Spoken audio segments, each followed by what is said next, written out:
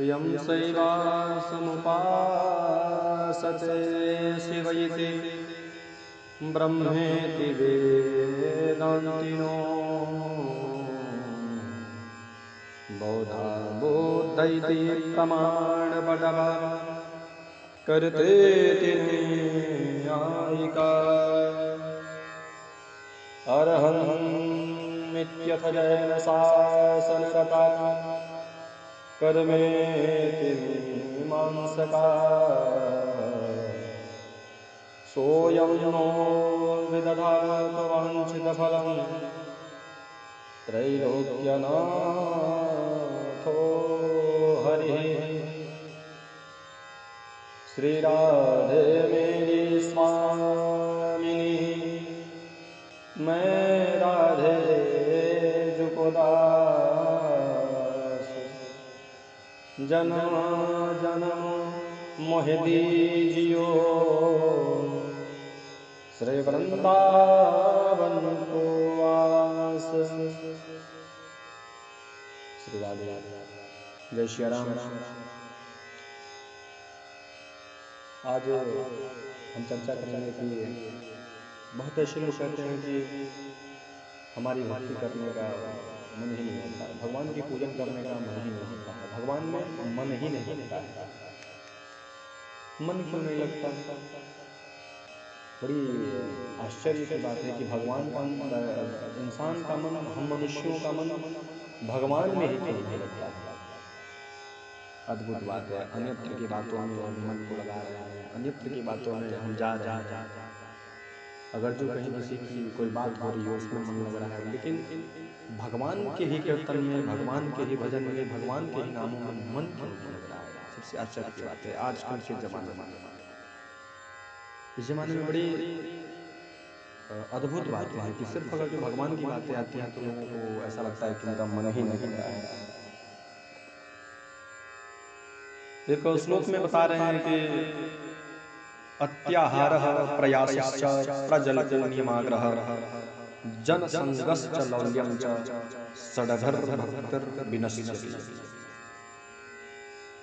करें कि 6 प्रकार के यह जो कार्य हैं, जो व्यक्ति इसमें संलग्न हो जाता है, अपने अंदर ऐसे व्यक्तित्व को डाल लेता है, अपने अंदर ऐसे व्यक्तित्व को बना लेता है, उसके अंदर से भक्ति नष्ट हो जाती है। वैसा व्यक्ति भक्ति कर ही नहीं सकता।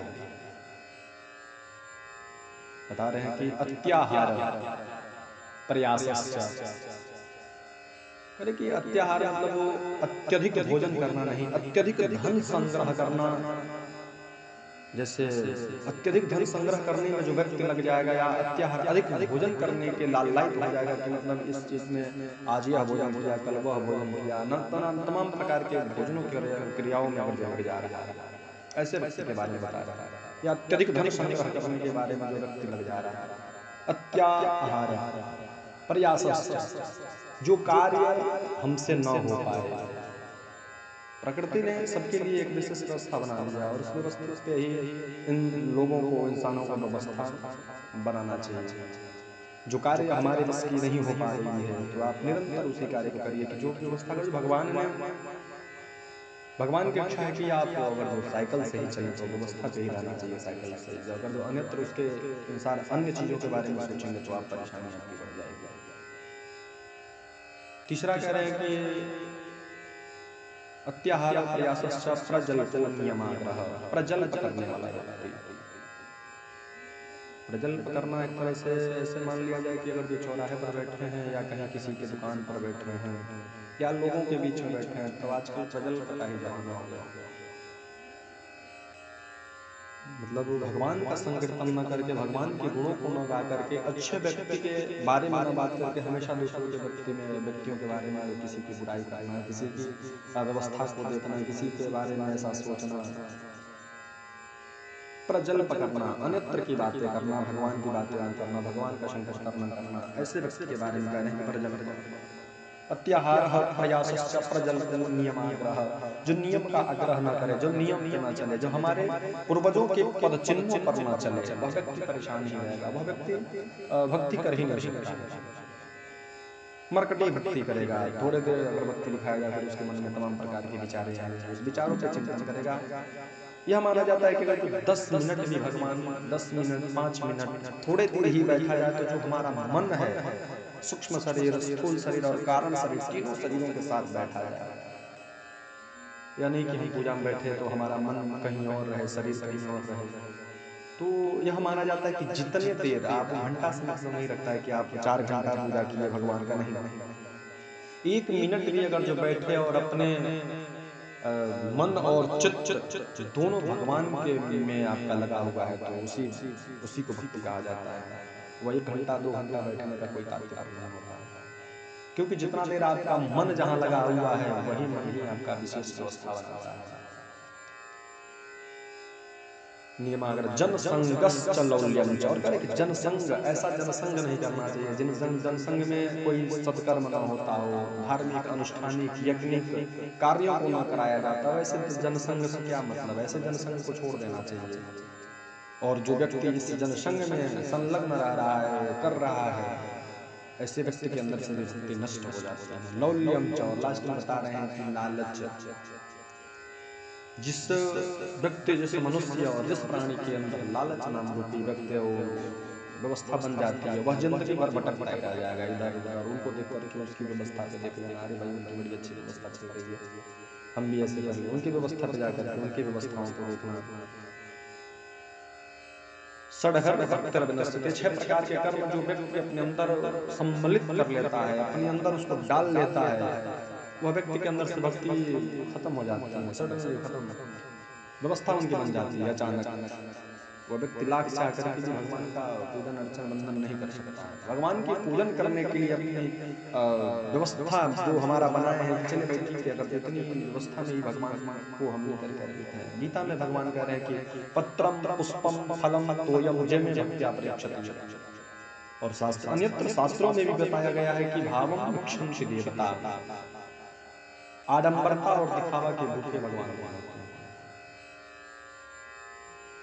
भगवान भावम क्षंति देवता, भाव के भूखे होते हैं।